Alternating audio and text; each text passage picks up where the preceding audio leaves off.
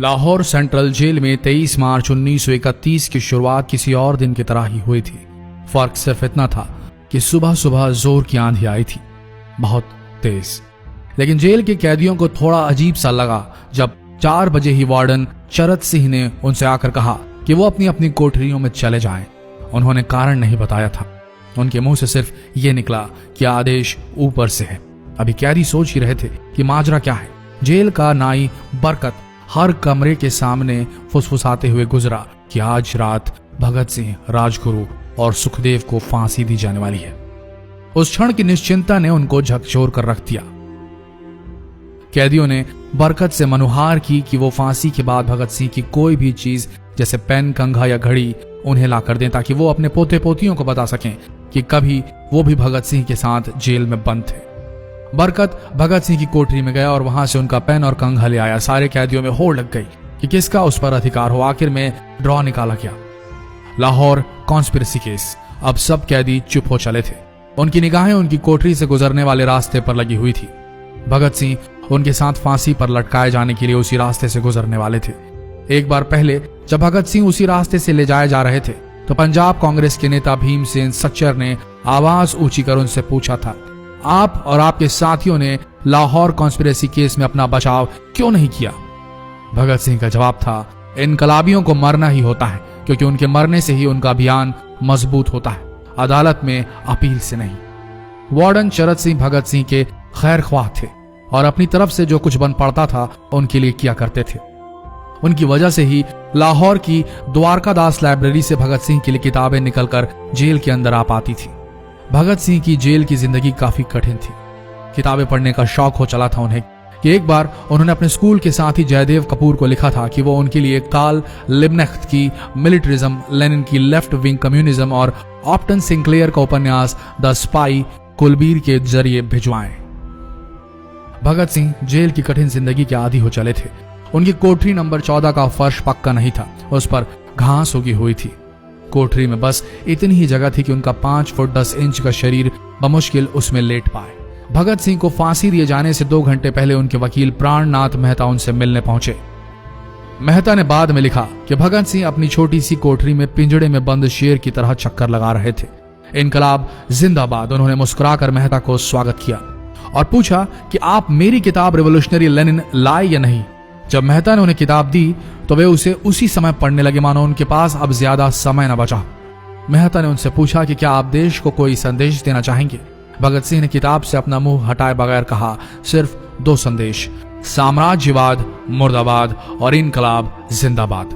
इसके बाद भगत सिंह ने मेहता से कहा कि वो पंडित नेहरू और सुभाष चंद्र बोस को मेरा धन्यवाद पहुंचा दे जिन्होंने मेरे केस में गहरी रुचि ली थी। भगत सिंह से मिलने के बाद मेहता राजगुरु से मिलने उनकी कोठरी पहुंचे। राजगुरु के अंतिम शब्द थे, हम लोग जल्द मिलेंगे। सुखदेव ने मेहता को याद दिलाया कि वो उनकी मौत के बाद जेलर से वो कैरम बोर्ड ले लें जो उन्होंने उन्हें कुछ महीने पहले दिया था। मेहता के जाने के थोड़ी देर बाद जेल अधिकारियों ने तीनों क्रांतिकारियों को बता दिया कि उनको वक्त से 12 घंटे पहले ही फांसी दी जा रही है। अगले दिन सुबह 6 बजे की बजाय उन्हें उसी शाम 7 बजे फांसी पर चढ़ा दिया जाएगा। भगत सिंह मेहता द्वारा दी गई किताब के कुछ पन्ने ही पढ़ पाए थे। उनके मुंह से निकला, क्या आप मुझे इस किताब का एक अध्याय भी खत्म करने नहीं देंगे? भगत सिंह ने जेल के मुस्लिम सफाई कर्मचारी बेबे से अनुरोध किया कि वो उनके लिए उनको फांसी दिए जाने से 1 दिन पहले शाम को अपने घर से खाना जरूर लाएं। लेकिन बेबे भगत सिंह की इच्छा पूरी नहीं कर सके क्योंकि भगत सिंह को 12 घंटे पहले फांसी देने का फैसला ले लिया गया और बेबे जेल के गेट के अंदर ही नहीं घुस पाए। थोड़ी देर बाद तीनों क्रांतिकारियों को फांसी की तैयारी के लिए उनकी कोठरियों से बाहर निकाला गया। भगत सिंह, राजगुरु और सुखदेव ने अपने हाथ जोड़े और अपना प्रिय आजादी गीत गाने लगे। कभी वो दिन भी आएगा कि जब आजाद होंगे हम, या अपनी ही जमीन होगी या अपना आसमान होगा। फिर इन तीनों का एक एक करके वजन लिया गया। सबके वजन बढ़ गए थे। इन सब से कहा गया कि अपना आखिरी स्नान करें। फिर उनको काले कपड़े पहनाए गए लेकिन उनके चेहरे खुले रहने दिए गए। चरत सिंह ने भगत सिंह के कान में फुसफुसा कर कहा कि वाहे गुरु को याद करो।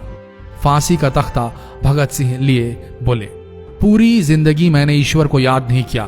असल में मैंने कई बार गरीबों के कलेश के लिए ईश्वर को कोसा भी है। अगर मैं अब उनसे माफी मांग लूं तो वो कहेंगे कि इससे बड़ा डरपोक कोई नहीं। इसका अंत नजदीक आ रहा है, इसलिए ये माफी मांग रहा है। जैसे ही जेल की घड़ी ने 6 बजाया, कैदियों ने दूर से आती कुछ पद चांपें सुनी। उनके साथ भारी बूटों के जमीन पर पड़ने की आवाजें भी आ रही थी। साथ में एक गाने का भी दबा स्वर सुनाई दे रहा था। सरफरोशी की तमन्ना अब हमारे दिल में है। सभी को अचानक जोर जोर से इनकलाब जिंदाबाद और हिंदुस्तान आजाद हो के नारे सुनाई देने लगे। फांसी का तख्ता पुराना था, लेकिन फांसी देने वाला काफी तंदुरुस्त। फांसी देने के लिए मसीह जल्लाद को लाहौर के पास शाहदरा से बुलवाया गया था। भगत सिंह इन तीनों के बीच में खड़े थे। भगत सिंह अपनी मां को दिया गया वो वचन पूरा करना चाहते थे कि वो फांसी के तख्ते से इनकलाब जिंदाबाद का नारा लगाएंगे।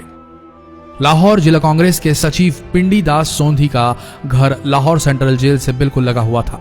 भगत सिंह ने इतनी जोर से इनकलाब जिंदाबाद का नारा लगाया कि उनकी आवाज सोंधी के घर तक सुनाई थी। उनकी आवाज सुनते ही जेल के दूसरे कैदी भी नारे लगाने लगे। तीनों युवा क्रांतिकारियों के गले में फांसी की रस्सी डाल दी गई, उनके हाथ और पैर बांध दिए गए। तभी जल्लाद ने पूछा, सबसे पहले कौन जाएगा? सुखदेव ने सबसे पहले फांसी पर लटकने की हामी भरी। जल्लाद ने एक एक कर रस्सियां खींची और उनके पैरों के नीचे लगे तख्तों को पैर मारकर हटा दिया। काफी देर तक उनके शव तख्तों से लटकते रहे। अंत में उन्हें नीचे उतारा गया और वहां मौजूद डॉक्टरों लेफ्टिनेंट कर्नल जे नेल्सन और लेफ्टिनेंट कर्नल NS सोंधी ने उन्हें मृत घोषित किया। एक जेल अधिकारी पर फांसी का इतना असर हुआ कि जब उससे कहा गया कि वो मृतकों की पहचान करें तो उसने ऐसा करने से इनकार कर दिया। उसे उसी जगह पर निलंबित कर दिया गया अंग्रेजों द्वारा। एक जूनियर अफसर ने यह काम अंजाम दिया। पहले योजना थी कि इन सब का अंतिम संस्कार जेल के अंदर ही किया जाएगा, लेकिन फिर यह विचार त्यागना पड़ा जब अधिकारियों को आभास हुआ कि जेल से धुआं उठते देख बाहर खड़ी भीड़ जेल पर हमला कर सकती है। इसलिए जेल की पिछली दीवार तोड़ी गई। उसी रास्ते से ट्रक जेल के अंदर लाया गया और उस पर बहुत अपमानजनक तरीके से उन शवों को एक सामान की तरह लाद दिया गया। पहले तय हुआ था कि उनका अंतिम संस्कार रावी के तट पर किया जाएगा, लेकिन रावी में पानी बहुत ही कम था, इसलिए सतलज के किनारे शवों को जलाने का फैसला लिया गया। उनके पार्थिव शरीर को फिरोजपुर के पास सतलज के किनारे लाया गया। तब तक रात के 10 बज चुके थे। इस बीच उप पुलिस अधीक्षक कसूर सुदर्शन सिंह कसूर गांव से एक पुजारी जगदीश अचरज को बुला लाए। अभी उनमें आग लगाई ही गई थी कि लोगों को इसके बारे में पता चल गया। जैसे ही ब्रितानी सैनिकों ने लोगों को अपनी तरफ आते देखा, वो शवों को वहीं छोड़कर अपने वाहनों की तरफ भागे।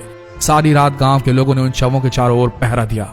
अगले दिन दोपहर के आसपास जिला मजिस्ट्रेट के दस्तखत के साथ लाहौर के कई इलाकों में नोटिस चिपकाया गया, जिसमें बताया गया कि भगत सिंह, सुखदेव और राजगुरु का सतलज के किनारे हिंदू सिख रीति से अंतिम संस्कार कर दिया गया है। तो ये थे भगत सिंह की जिंदगी के वो 12 आखिरी घंटे।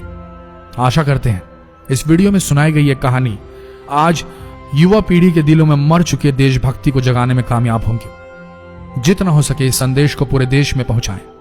इस वीडियो को शेयर करें फेसबुक पर, व्हाट्सएप पर, और हो सके तो इस पेज को फॉलो करें ताकि ऐसे ही वीडियोस आप तक सही समय पर पहुंच सके। मिलते हैं अगले वीडियो में, तब तक के लिए आप सबका धन्यवाद।